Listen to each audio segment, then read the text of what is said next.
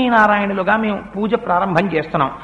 ఇందులో మొట్టమొదట ధ్యానం చేస్తారు. చేసినప్పుడు మీరు కళ్ళు మూసుకుని భగవంతుని యొక్క స్వరూపము ఇలా ఉంటుంది, ఒక సాకారములో నేను ఊహిస్తే ఇవాళ నా ఇంటికి స్వామి వస్తే ఇలా ఉంటారు అని ఊహించాలి. అది ధ్యానం. ఆవాహనం అంటే ఏమిటో తెలుసా అండి?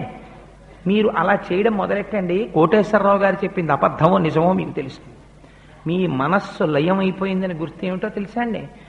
మీరు ఇలా నివేదన చేసేటప్పటికీ మీరు పూజలో తీర్థం తీసుకుని ఇలా లేవగానే ఎవరో ఒక పుణ్య దంపతులు మీ ఇంటికి వస్తారు. ఆ రోజు లేదు, ఒక్కొక్కసారి ఏమీ తెలియనటువంటి రూపంలో పరమాత్మ ఇంటికి వచ్చి కూర్చుని ప్రసాదం తీసుకుని వెళ్ళిపోతారు.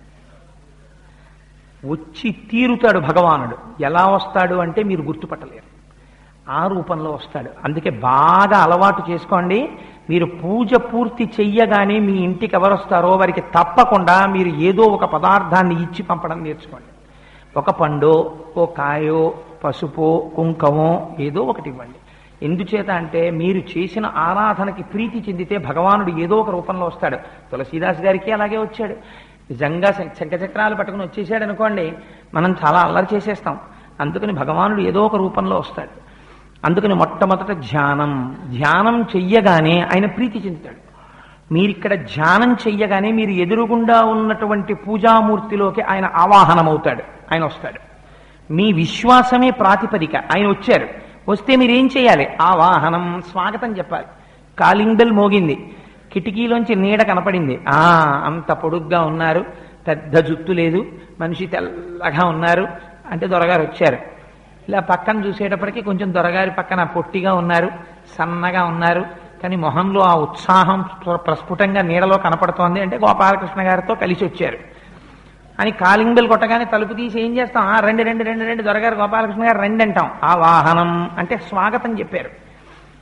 అది ప్రీతితో చెప్పాలి. మీరు పిలిచారు, ఆయన వచ్చాడు, అబ్బా వచ్చేసావా అన్నట్టు ఉండకూడదు. మొహం పరమ సంతోషాన్ని పొందాలి. స్వామి రాగానే మొట్టమొదటి ఏమంటారు? అయ్యా రండి కూర్చోండి అంటారు. మీరు నిలబెట్టి మాట్లాడారు అనుకోండి, వెంటనే అవతల వాళ్ళు ఏమంటారు? కనీసం కూర్చోమని లేదండి ఆయన అంటారు. ఇవన్నీ ఎక్కడి నుంచి వచ్చాయో తెలుసండి మనకి. మాకు బట్టలు పెట్టలేదండి అనరు. కనీసం ఆయన వాళ్ళు ఇంటికి వెడితే కూర్చోమనరండి అంటారు. షోడశోపచారాల్లోంచి వచ్చాయి. భగవానుడు రాగానే మీరు చెయ్యవలసింది అయ్యా కూర్చోండి అనాలి. అందుకని ఆసనం సమర్పయామి, ఒక ఆసనం ఇస్తారు. రోజు ఆసనాలు మేము ఎక్కడ పట్టుకొస్తామండి? ఆ బెంగక్కర్లేదు. అక్షత, క్షతం అంటే విరిగిపోయినది, అక్షత విరగనిది. నడుము విరగనటువంటి బియ్యానికి పసుపు కలిగితే అక్షత అవుతుంది. అందులోకి మీరు ఏది అడిగితే అది ఆరోపణ అవుతుంది. మీరు ఇది సింహాసనము అనుకుని మీరు సమర్పించారనుకోండి, ఇంత ఫోమ్ తోటి బంగారు సింహాసనం, రెండు పక్కన సింహాలు, అమ్మవారు అయ్యవారు కూర్చోవడానికి మంచి కోళ్ళుతోటి పాదపీఠంతో సింహాసనం వచ్చి కూర్చుంటుంది. ఇప్పుడు స్వామి దాని మీద కూర్చుంటారు. కూర్చున్న తర్వాత ఏం చేస్తారు? మీ ఇంటికి మహాపురుషులు వచ్చారనుకోండి, వెళ్ళి కాళ్ళు కడుక్కోండి అనరు. వెళ్ళి కాళ్ళు కడుక్కోండి, అతిథిక్కిల పూజార్హ ప్రకృతోపి విజానత అంటారు సుందరకాండలో. మామూలు వాళ్ళు ఎవరైనా వస్తేనే అయ్యా కాళ్ళు కడుక్కోండి అంటాం. కాస్త ఏమైనా బుచ్చుకుంటారు కానీ కాళ్ళు కడుక్కోండి అంటాం. పెద్దలు వచ్చారనుకోండి కాళ్ళు కడుక్కోండి అనం. గబగబా పళ్ళెని తీసుకొచ్చి వాళ్ళ పాదముల కింద పెట్టి అయ్యా కాళ్ళు కడుగుతాం అని కడుక్కుని శిరస్సును చల్లుకుంటాం. వాళ్ళు రావడం ఇంటికి మంగళం అని గుర్తు. అందుకని వాళ్ళ కాళ్ళు మనం కడుగుతాం. అందుకని పాదయోహ పాద్యం సమర్పయామి, స్వామి నీ కాళ్ళు అమ్మ కాళ్ళు కడుగుతున్నాను ఇవాళ, ఏం అదృష్టం అయ్యానది అని కడగాలి. కడిగిన తర్వాత హస్తయోహ అర్ఘ్యం సమర్పయామి. ఏమో ఇక్కడికి వచ్చే ముందు ఎవరు ఆర్తితో పిలిస్తే ఏ ధనస్సు పట్టుకుని ఎవరి మీద బాణాలేసి వచ్చావో ఓసారి చేతులు కడిగేసుకో అని హస్తయోహ అర్ఘ్యం సమర్పయామి. ఆ భక్తి యొక్క ప్రేమకి అవధి ఉండదు. అవధి ఉండకపోవడంలో స్వామిని నేను చేతులు కడుక్కోమనడం ఏమిటి? అది ఉండదు.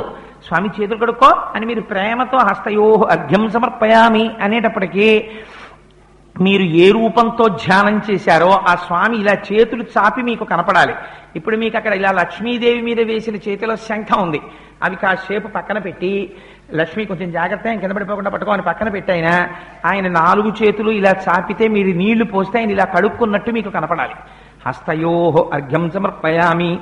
అది అయిన తర్వాత అప్పుడు అక్కడ వరకు అయితే స్నానం చేయిస్తారు. స్వామి ఇదిగో శుద్ధోదకం తెచ్చాను, స్నానం చేయి. అమ్మవారు అయ్యవారు స్నానం చేసిన తర్వాత ఏం చేస్తాం? ఇంటికి ఎవరైనా వస్తే బట్టలు కట్టుకోండి అని బట్టలు ఇస్తాం. అయ్యా ఇదిగో వస్త్రయుగ్మం, ఎప్పుడు కూడా 2 ఇవ్వాలి. కానీ ఇక్కడ మీరు 2 లేవేమండి అనుకోకండి.